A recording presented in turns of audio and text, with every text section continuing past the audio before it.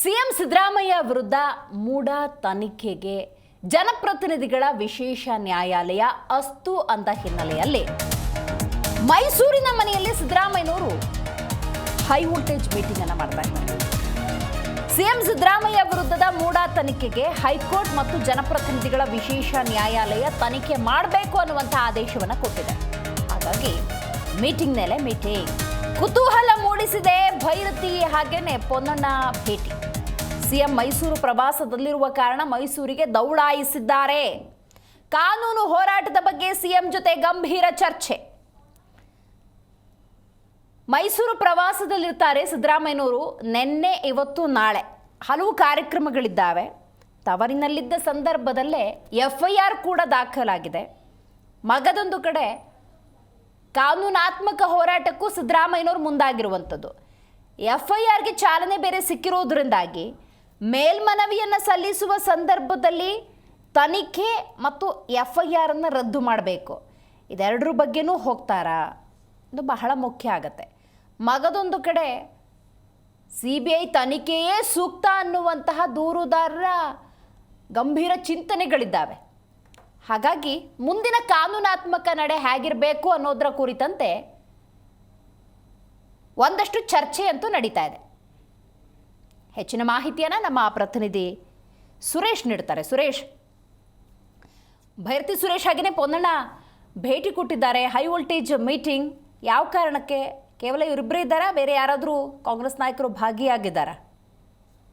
ಈಗ ಪ್ರಮುಖವಾಗಿ ಸಿಎಂ ಅವರಿಗೆ ಒಂದು ರೀತಿಯಲ್ಲಿ ಮೂಡಾದ ಒಂದು ಸಂಕಷ್ಟ ಎಷ್ಟರ ಮಟ್ಟಿಗಾಗಿದೆ ಅಂತಂದ್ರೆ ಒಂದು ದೊಡ್ಡ ಹಗರಣ ಎಂಬಂತೆ ಈಗಾಗಲೇ ಅದು ಎಲ್ಲರಿಗೂ ಕೂಡ ರಾಜಕೀಯ ವಲಯದಲ್ಲೂ ಕೂಡ ಚರ್ಚೆ ಆಗ್ತಿರುವಂತದ್ದು. ಆದ್ರೆ ಈಗ ಸದ್ಯಕ್ಕೆ ಅದು ಲೋಕಾಯುಕ್ತದಲ್ಲಿ FIR ಕೂಡ ಆಗಿದೆ. ಈಗ ಪೊನ್ನಣ್ಣ ಅಂದ್ರೆ ಅವರ ಸಲಹೆಗಾರರು ಏನಿದ್ದಾರೆ ಸೊ ಅವರು ಕೂಡ ಬಂದಿದ್ದಾರೆ. ಅದರ ಜೊತೆಗೆ ನಗರಾಭಿವೃದ್ಧಿ ಸಚಿವರಾಗಿರುವಂತಹ ಭೈರತಿ ಸುರೇಶ್ ಅವರು ಕೂಡ ಆಗಮಿಸಿರುವಂತದ್ದು. ಅಂದ್ರೆ ಒಂದು ಹಂತದಲ್ಲಿ ಸ್ಥಳೀಯ ಮುಖಂಡರು ಕೂಡ ಇದಕ್ಕೆ ಸಾಥನ್ನ ಕೊಟ್ಟಿದ್ದಾರೆ. ಸ್ಥಳೀಯ ಮುಖಂಡರಿಗೆ ಇದರ ಸಂಪೂರ್ಣ ಮಾಹಿತಿಗಳು ಕೂಡ ಇರುತ್ತೆ. ಯಾಕಂದ್ರೆ ಮೂಡದಿಂದ ಯಾವ ರೀತಿಯಾಗಿ ಅದು ವರ್ಗ ಆಯ್ತು, ಯಾರ್ಯಾರ ಖಾತೆಗೆ ಅದು ಬಂತು, ತದನಂತರದಲ್ಲಿ ಅದಿದ್ದಂತ ಯಾವ ರೀತಿಯಾಗಿ ಅದನ್ನ ಮೂಡದಿಂದ 50-50 ರೇಷೋ ಏನಿದೆ ಸಂಪೂರ್ಣ ಮಾಹಿತಿ ಸ್ಥಳೀಯ ಮುಖಂಡರಿಗೆ ಗೊತ್ತಿರುತ್ತೆ. ಹಾಗಾಗಿ ಅವರು ಕೂಡ ಈಗ ಪೊನ್ನಣ್ಣ ಅವರ ಬಳಿ ಮಾಹಿತಿಯನ್ನು ಕೂಡ ಕೊಡ್ತಾ ಇರುವಂತದ್ದು. ಈಗ ಸದ್ಯಕ್ಕೆ ಸಿದ್ದರಾಮಯ್ಯನವರಿಗೆ ಒಂದು ರೀತಿಯಲ್ಲಿ ಎಲ್ಲರೂ ಕೂಡ ಟೆನ್ಷನ್ ನಲ್ಲಿದ್ದಾರೆ ಆಗಿದೆ. ಸೊ ತುಂಬಾನೇ ಕೂಲ್ ಆಗಿದ್ದಾರೆ. ನಿನ್ನೆ ಇಡೀ ದಿನ KDP ಸಭೆಯನ್ನು ಕೂಡ ಮಾಡಿದ್ರು. ಏರ್ಪೋರ್ಟ್ ನಲ್ಲಿ ಬಂದಂತ ಅವರ ಅಭಿಮಾನಿಗಳು 100 ಸಂಖ್ಯೆ ಅಭಿಮಾನಿಗಳಿಗೆ ಒಂದು ಕೈ ಬೀಸಿ ನಮಸ್ಕಾರವನ್ನು ಕೂಡ ಮಾಡಿದ್ರು. ಜೊತೆಗೆ ನಿನ್ನೆ ಇಡೀ ದಿನ ಅವ್ರು ಇದ್ದಂತ ಆಕ್ಟಿವ್ನೆಸ್ ನೋಡಿದ್ರೆ ಯಾವುದೇ ರೀತಿಯಾಗಿ ಏನು ಸಮಸ್ಯೆ ಇಲ್ಲ. ಅಂದ್ರೆ ಇದು ಒಂದು ರೀತಿಯಲ್ಲಿ ರಾಜಕೀಯ ಷಡ್ಯಂತ್ರ ಇದೆ, ನಾನು ಇದನ್ನ ಫೇಸ್ ಮಾಡ್ತೇನೆ ಅನ್ನೋ ರೀತಿಯಲ್ಲಿ ಕೂಡ ಅವರ ಮುಖದಲ್ಲಿ ಆಚಾರ್ಯ ಎಲ್ಲವೂ ಕೂಡ ಕಾಣ್ತಾ ಇತ್ತು.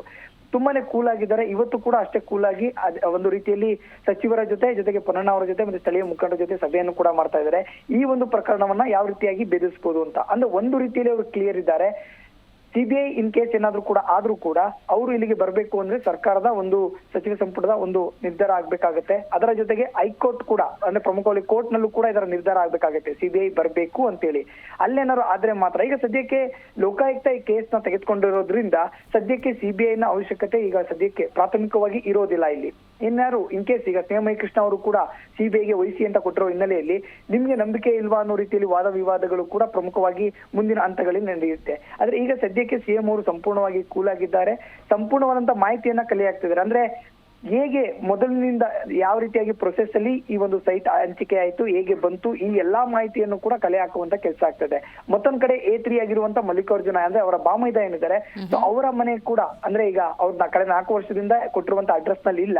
ಅಲ್ಲೂ ಕೂಡ ಲೋಕಾಯುಕ್ತದವರು ಈಗಾಗಲೇ ಮನೆಗೆ ಚೀಟಿ ಅಂಟಿಸುವಂತ ಕೆಲಸವನ್ನು ಕೂಡ ಮಾಡ್ತಾರೆ, ನೋಟಿಸ್ ಅಂಟಿಸುವಂತದ್ದು. ಅಂದ್ರೆ ಇಲ್ಲದೆ ಇರೋದ್ರಿಂದ ಅವ್ರಿಗೆ ಯಾವ ರೀತಿಯಾಗಿ ಇದನ್ನ ತಲುಪಿಸ್ಬೇಕು, ತಲುಪಿಲ್ಲ ಅಂತಂದ್ರೆ ಅವರ ಮುಂದಿನ ನಡೆ ಏನು, ಈ ರೀತಿಯಾಗಿ ಚರ್ಚೆ ಲೋಕಾಯುಕ್ತದಲ್ಲೂ ಕೂಡ ನಡೀತಾ ಇದೆ. ಸದ್ಯಕ್ಕೆ CM ಅವರು ಕೂಡ ಪ್ರಮುಖವಾಗಿ ಸಂಪೂರ್ಣವಾಗಿ ಕೂಲ್ ಆಗಿದ್ದಾರೆ. ಯಾವುದೇ ರೀತಿಯಾಗಿ ಸಮಸ್ಯೆಗಳಿಲ್ಲ ಅನ್ನೋ ರೀತಿಯಲ್ಲಿ ಆರಾಮಾಗಿ ಚರ್ಚೆಯನ್ನ ಮಾಡ್ತಿದ್ರೆ ಮುಖಂಡರುಗಳ ಜೊತೆ ಇದ್ದಾರೆ. ಆದ್ರೆ ಈಗ ಮುಂದಿನ ಹಂತದಲ್ಲಿ ಯಾವ ರೀತಿಯಾಗಿ ಇದನ್ನ ಭೇದಿಸಬೇಕು, ಮುಂದಿನ ಕಾನೂನಾತ್ಮಕವಾದಂತಹ ಹೋರಾಟಗಳು ಹೇಗಿರ್ಬೇಕು, ಈ ಎಲ್ಲಾ ಮಾಹಿತಿಯನ್ನು ಕೂಡ ಪ್ರಮುಖವಾಗಿ ಹಂಚ್ಕೋತಿರುವಂತದ್ದು ಮತ್ತೆ ಕೇಳ್ತಿರುವಂತದ್ದು ಈಗಾಗಲೇ ನಡೀತಿರುವಂತದ್ದು ಅವರ ಮನೆಯ ಮೈಸೂರಿನ ಅವರ ನಿವಾಸದಲ್ಲಿ. ದಿವ್ಯಾ, ಸುರೇಶ್, ಮೊನ್ನೆ ಕೆಲವೊಬ್ರು ಯಾರೋ ಮುಡಾ ಕಚೇರಿಗೆ ಬಂದ್ಬಿಟ್ಟು ಎಲ್ಲ ಟ್ರಾನ್ಸ್ಪರೆಂಟ್ ಆಗಿದೆ, ಯಾವುದೇ ರೀತಿಯ ಅಕ್ರಮ ನಡೆದಿಲ್ಲ ಅಂತ ಹೇಳಿ ಒಂದಷ್ಟು ಡಾಕ್ಯುಮೆಂಟ್ಸನ್ನು ಕೊಡೋ ಪ್ರಯತ್ನವನ್ನು ಮಾಡ್ತಾ ಇದ್ರು. ಸೊ ಹಾಗಾಗಿ ಈ ಒಂದು ತನಿಖೆಯನ್ನು ಕೈಗೆತ್ತಿಕೊಂಡ ನಂತರದ ಸಂದರ್ಭದಲ್ಲಿ ಹಲವರ ಹಗರಣದ ವಿಚಾರಗಳು ಕೂಡ ಹೊರಗೆ ಬರುವಂತಹ ಸಾಧ್ಯತೆಗಳಿರುತ್ತವೆ ಅಂತ ಹೇಳಿ ಖಂಡಿತವಾಗ್ಲೂ ಬರುತ್ತೆ. ಯಾಕೆ ಅಂತಂದ್ರೆ ಇದು ಕೇವಲ ಸಿದ್ದರಾಮಯ್ಯನವರ 14 ಸೈಟ್ಗಳ ವಿಚಾರ ಮಾತ್ರ ಅಲ್ಲ. ಹಿಂದೆ ಬಿಜೆಪಿ ಇದ್ದಂತ ಸಂದರ್ಭದಲ್ಲೂ ಕೂಡ ಸಾಕಷ್ಟು ಹಗರಣಗಳ ಆರೋಪಗಳು ಕೂಡ ಕೇಳಿ ಬಂದಿದೆ. ಆ ಆರೋಪಗಳಿಗೆ ತಕ್ಕಂತೆ ಇದು ಕೇವಲ ಒಂದು ಪಾರ್ಟ್ ಅಷ್ಟೇನೆ. ಇದು ಕೇವಲ 14 ಸೈಟ್ ಮಾತ್ರ ಈಗಾಗಲೇ ಹೇಳ್ತಿರುವಂತದ್ದು. ಆದ್ರೆ ಮುಂದಿನ ದಿನಗಳಲ್ಲಿ ಇದು ಹೆಚ್ಚಾಗುವಂತ ಸಾಧ್ಯತೆಗಳೇ ಇರುವಂತದ್ದು. ಯಾಕೆಂದ್ರೆ 14 ಸೈಟ್ ಇರ್ಬೋದು, ಅಲ್ಲಿ ಸಾವಿರಾರು ಸಂಖ್ಯೆಯಲ್ಲಿ ಸೈಟ್ಗಳು ಅಕ್ರಮ ಆಗಿದೆ ಅನ್ನೋ ಆರೋಪಗಳು ಕೂಡ ಈಗಾಗಲೇ ಕೇಳಿ ಬಂದಿರುವಂತದ್ದು. ಅದೆಲ್ಲವೂ ಕೂಡ ಬಿಜೆಪಿ ಅವಧಿಯಲ್ಲೂ ಕೂಡ ಆಗಿದೆ, JDS ನಲ್ಲಿ ಇದ್ದಂತ ಸಂದರ್ಭದಲ್ಲೂ ಕೂಡ ಆಗಿದೆ. ಸೊ ಅದರ ತನಿಖೆನೂ ಕೂಡ ಆಗ್ಬೇಕು ಅನ್ನೋ ರೀತಿಯಲ್ಲಿ ಒತ್ತಾಯ ಕೂಡ ಇರುವಂತದ್ದು. ಹಾಗಾಗಿ ಈಗ 14 ಸೈಟ್ ಜೊತೆಗೆ ಅದು ಕೂಡ ತನಿಖೆ ಆಯ್ತು ಅಂತಂದ್ರೆ ಮತ್ತಷ್ಟು ನಾಯಕರಿಗೆ FIR ಆಗುವಂತ ಸಾಧ್ಯತೆಗಳು ಕೂಡ ಇರುವಂತದ್ದು. ದಿವ್ಯಾ, ಈಗ ಸಿದ್ದರಾಮಯ್ಯ ಅವರು ಪ್ರಾಸಿಕ್ಯೂಷನ್ಗೆ ರಾಜ್ಯಪಾಲರ ಅನುಮತಿ ಕೊಟ್ಟ ಸಂದರ್ಭದಿಂದಲೂ ಕೂಡ ಸರ್ಕಾರದ ಅಸ್ಥಿರತೆಗೆ ಬಿಜೆಪಿ ದ್ವೇಷದ ರಾಜಕಾರಣವನ್ನ ಮಾಡ್ತಿದೆ ಅನ್ನುವಂಥ ಸಂದೇಶವನ್ನೇ ರವಾನೆ ಮಾಡ್ತಿರೋದ್ರಿಂದಾಗಿ ಒಂದು ಕಡೆ ಕಾನೂನಾತ್ಮಕ ಹೋರಾಟಗಳು ನಡೀತಾ ಇದ್ದಾವೆ. ರಾಜಕೀಯವಾಗಿ ಮೈಸೂರು ಆ ಭಾಗದಲ್ಲಿ ಯಾವ ರೀತಿಯ ಬೆಳವಣಿಗೆಗಳಾಗ್ತಿದ್ದಾವೆ ಅಂದರೆ ಸಿದ್ದರಾಮಯ್ಯನವ್ರ ಪರವಾಗಿ ಒಂದಷ್ಟು ಜನ ಮಾತಾಡ್ತಿರ್ಬೋದು, ವಿರೋಧವಾಗಿ ಒಂದಷ್ಟು ಜನ ಮಾತಾಡ್ತಿರ್ಬೋದು ಸುರೇಶ್. ಹಾಗಾಗಿ ಗ್ರೌಂಡ್ ರಿಪೋರ್ಟ್ ಏನು ಹೇಳುತ್ತೆ, ಸಿದ್ದರಾಮಯ್ಯನವ್ರ ಮೇಲೆ ಅಭಿಪ್ರಾಯ ಯಾವ ರೀತಿ ಇದೆ ಸುರೇಶ್? ನಾವು ಅಷ್ಟೇ, ಅಂದ್ರೆ ಸಾರ್ವಜನಿಕ ವಲಯಗಳಲ್ಲಿ ಚರ್ಚೆ ಆಗ್ತಿರುವಂತದ್ದು, ಜನರು ಮಾತಾಡ್ತಿರುವಂತ ವಿಚಾರಗಳಲ್ಲೂ ಕೂಡ ನೋಡಿದಾಗ 14 ಸೈಟ್ ಏನ್ ದೊಡ್ಡ ಮಟ್ಟದ ಏನಿದಲ್ಲ ಅನ್ನೋ ರೀತಿಯಲ್ಲಿ ಜನರೇ ಚರ್ಚೆ ಮಾಡ್ತಾ ಇದ್ದಾರೆ. ಅಂದ್ರೆ ನೇರವಾಗಿ ಒಂದು ರೀತಿಯಲ್ಲಿ ಇದು ರಾಜಕೀಯ ಷಡ್ಯಂತ್ರ ಅನ್ನೋದು ಕೆಲವೊಂದು ಜನಗಳು, ಸಾಮಾನ್ಯ ಜನರು ಮಾತಾಡ್ತಿದ್ರೆ, ರಾಜಕೀಯ ವಲಯದಲ್ಲಿ ಚರ್ಚೆ ಆಗ್ತಿರುವಂತದ್ದು ಇದೊಂದು ದೊಡ್ಡ ಮ್ಯಾಟ್ರಾ, ಇದು ಬಿಜೆಪಿಗೆ ಅಸ್ತ್ರವಾಗಿ ಸಿಕ್ಕಿದೆ ಅನ್ನೋ ರೀತಿಯಲ್ಲೂ ಕೂಡ ಚರ್ಚೆ ಆಗ್ತಿರುವಂತದ್ದು.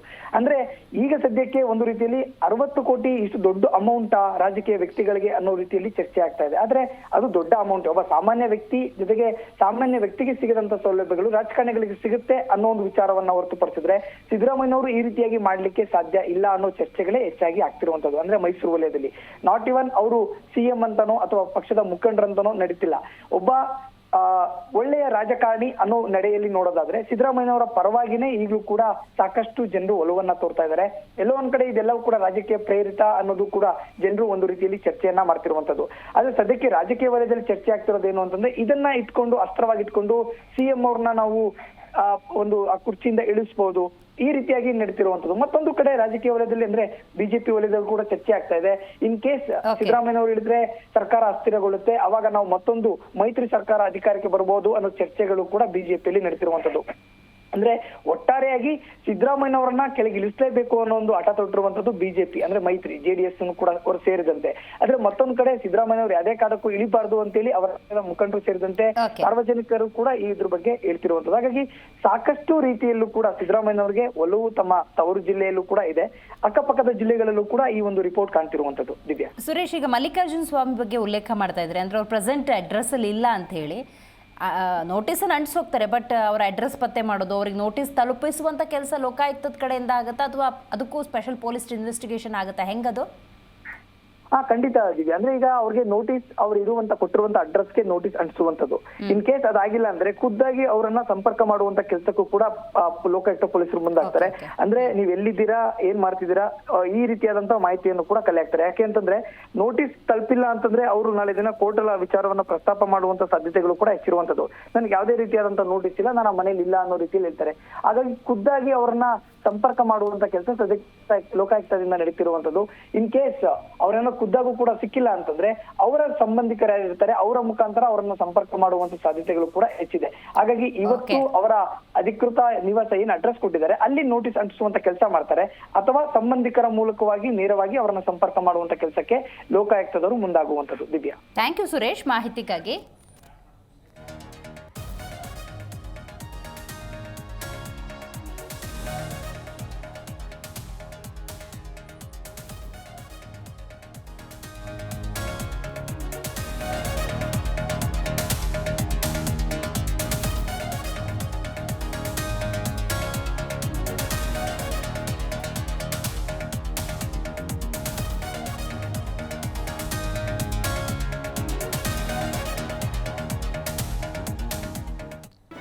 ಜಿ ಕನ್ನಡ ನ್ಯೂಸ್ ಈಗ ನಿಮ್ಮ ಮನೆಯಲ್ಲೇ ನೋಡಿ, ಎಲ್ಲ ಕೇಬಲ್ಗಳಲ್ಲಿ ಈಗ ಲಭ್ಯ. ನಿಮ್ಮ ನೆಚ್ಚಿನ ಜಿ ಕನ್ನಡ ನ್ಯೂಸ್ ಈಗ ಸನ್ ಡೈರೆಕ್ಟ್ ನಲ್ಲಿ number 292, Tata play number 1664, Jio TV number 1334, NXT digital number 30, in cable number 30, city networks 51, U digital number 162, GTPL number 17, Rockline telecommunications number 42, Shri Basaveshwara cable number 168, rural cable network 60, Vinayaka digital 57, Abhishek cable 821, city channel 53, Siddeshwara cable network 57, V4 digital Infotech 628, Surya digital networks 53, Gajanan digital number 836, Malnad infotech private limited number